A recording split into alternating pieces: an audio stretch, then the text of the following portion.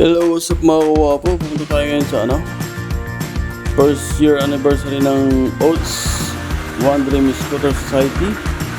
So yun, enjoy your watching mga kawapo. Ang destination natin ngayon mga kawapo, sa Archangel Garden sa Gubat Street, Santa Maria, Bulacan. So yun, na-invite tayo mga kawapo sa first year anniversary ng Oats One Dream Scooter Society. So, kita-kits tayo mga kawapo. Sa papunta natin mga kawapo, magkakaroon naman tayo mga maraming kaibigan.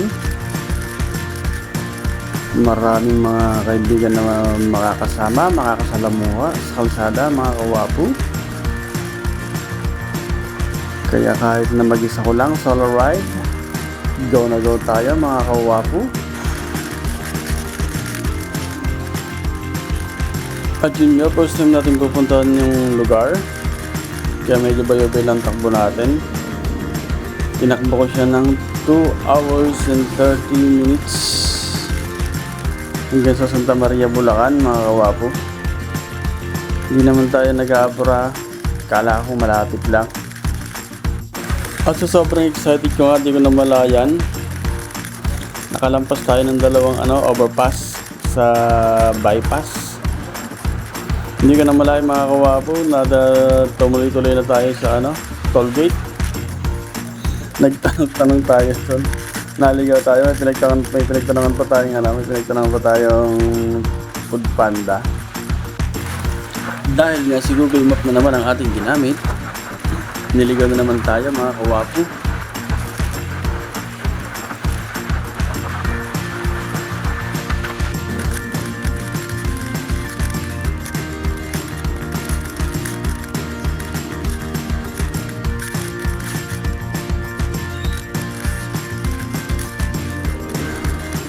At yun nga mga kawapo, sa dalawat kalating oras nating pag-drive, nakarating din tayo sa ating venue.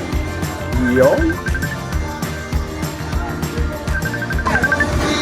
So mga kawapo, dito na tayo sa event center.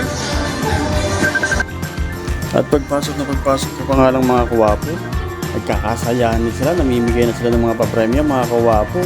Wow, ang daming tao, ang saya-saya. Hindi lang naman minsan na ako naka-attend ng anniversary, pero dito sa inatinan ko na to, napakasaya mga kawapo.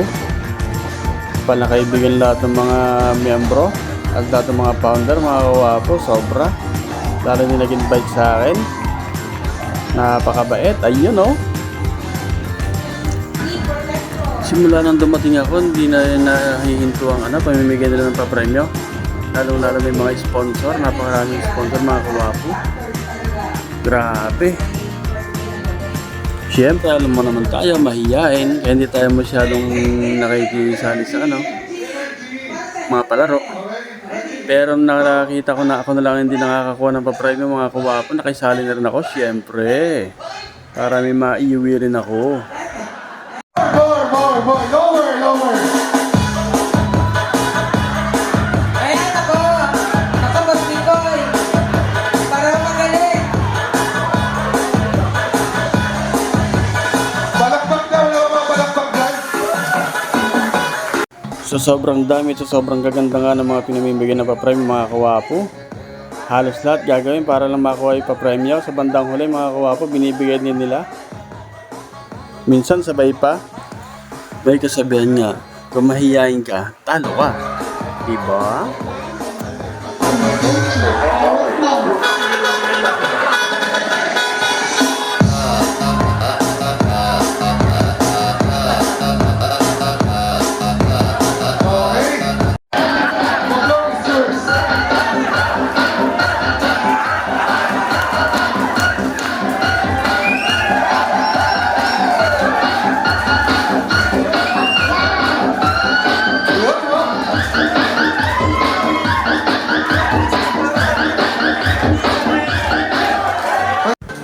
At syempre, pagdating nga ng tanghalian, ang aking kinaabangan, kainan na. So yun, napakaraming pagkain din mga kawapo, grabe. Syempre, dinamihan ko ng kumuha ng pagkain ko para solve na solve talaga. Ang sasarap ng mga pagkain mga kawapo, grabe.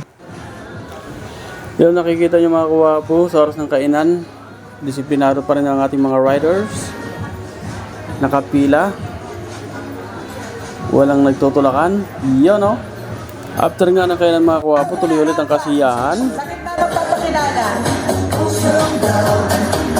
I love your curves and Gondolin sa ganito sa sapatos ni Kuya. Papakilala ka pa, Kuya. Mamaya ka na maganda ng stage. you wait for me. Nabusog ba ang lahat? Hello? Hello? Wala po bang palakpakan siya? Ang hindi po kumakalakpak, mamatay bukas. Wala po bang hiyawan dyan? Ladies and gentlemen, ako pala ang nagpatibok sa puso ni Senador Chis Escudero. Miss Hart, ikaw ba yan? Sabay-sabay po nating sigawan, hiyawan, ang nag-iisang Heart Evangelista. Si Heart Evangelista, naiwan ang isang katagang. Hindi naman ako kasing ganda ng nanay mo. Hindi man ako kasing sexy ng ate mo. Hindi man ako kagwapuhan ng kuya mo. Malay mo, ako pala yung tatay mo. Maraming salamat po. Ang hindi pumalakpak, mamamatay ang nanay. Ang hindi umiyaw, madadamay pati ang tatay. Good afternoon, everyone. My name is Queen Diamond, 24, fresh, young, and virgin. All the way last from the home of beauties, kay Donna Rizal, representing my favorite chapter, Rizal Chapter! Ako ay naniniwala sa kasabihang, hindi man ako kasing ganda ni Miss Marian Rivera. O sing sexy ni Miss Dawn Salueta. Malay nyo, ako pala ang gwardiya sa Luneta, and I thank you!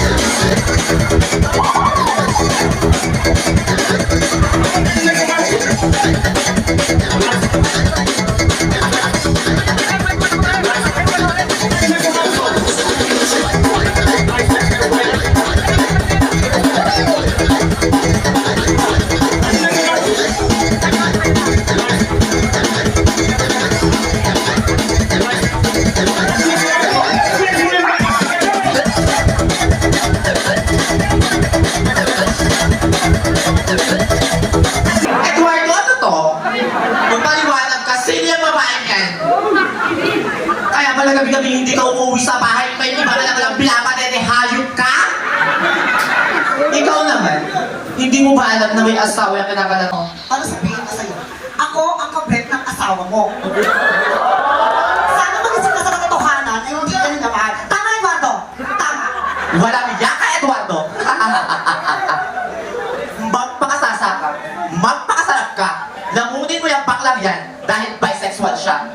Oo, habang natutulog kayo, natutulog din siya sa kama ko. Nung anniversary nyo, mas pinili niya kasama ko kesa sa'yo. Kasi losyang ka na, wala kang sarap at maluwag ka.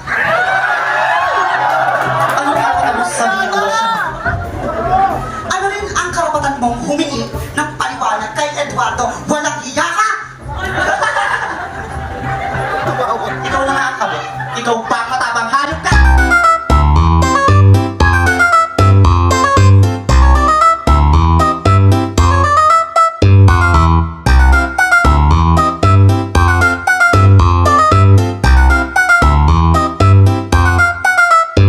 Talas ng isip. Ang napili mong katanungan ay... Makinig ka pa kuya. Meron kang 30 segundo para sagutin ang iyong tanong. Ang tanong, ang ating Pangulo sa kasalukuyan ay si BBM. Sumunod kay Pangulong Duterte. Ang tanong, kung ikaw ay magiging solusyon ng isang problema, anong problema ito at bakit? Na global warming. So, ang ibon ng panahon ngayon, naman maganda tayo, kaya na maraming trees, at saka iwasan din natin mga pollution. Kaya para hindi po kumbaga sa darating na panahon, hindi po magkaroon tayo ng maraming krisis. Pag yung nag-init, sobrang nag-init, saka yung mga higlit, maiwasan po natin. Yun lang po. Sa madaling salita, si candidate number 1 ay magiging puno. Ayan. Para masolusyonan ang init ng panahon. Tama po ba? So yun naman, maraming salamat candidate ng iyong tanong. Kasalukuyan tayong nakakaranas ng mainit na panahon. Usong-uso ang mga pampalamig tulad na lamang ng mga ice cream, ice candy, at ice crumble. Ang tanong, kung ikaw ay magtitinda ng halo-halo, ikaw ay magiging halo-halo vendor, anong sangkap ng halo-halo mo upang maging espesyal, ngunit wala sa pangkaraniwang halo-halo. Naintindihan? Okay? 30 seconds, go. Okay, magiging halo-halo vendor ka. Anong sahog ng halo-halo mo na wala sa pangkaraniwang halo-halo? Okay, ready ka na? Ready? Go. Ladies and gentlemen, kung magiging halo-halo ako sa pangalan ko, siguro, ako na lang siguro yung yellow. Kasi yung yellow kasi pampainit sa pampalamig. Kasi sa sobrang init ngayon, kaya walang paano kung pwedeng maging. Here's your question. Dalawa na naman. Sumili ka ng isa. Alright.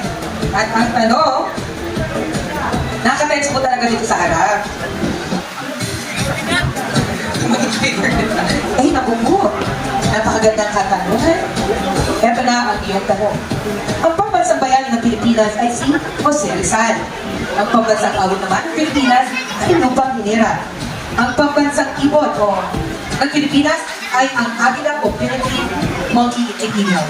Ang tanong, kung ikaw ay isang uri o variety ng saging, anong saging ka at bakit? Handa ka na? Okay, 30 seconds, go. Can you repeat the question again?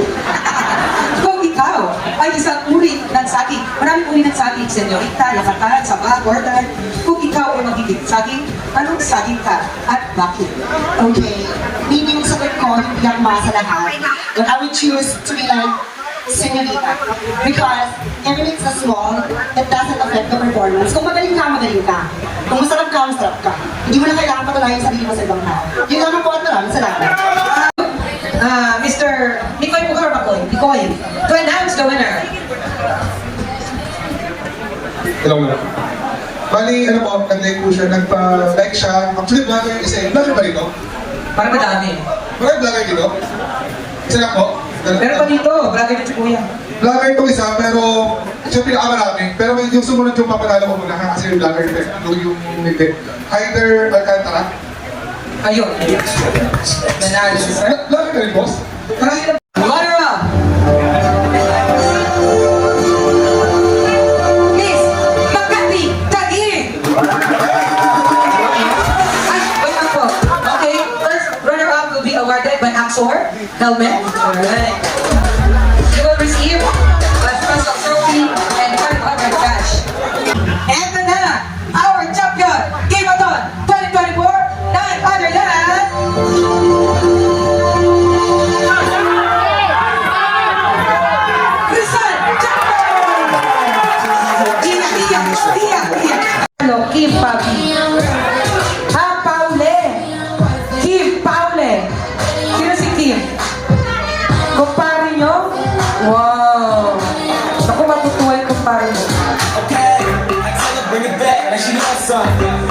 Bigyan mo na lang ng helmet. Sok sa helmet. Ayan. Wow, congrats po kagad sa lahat na maswerte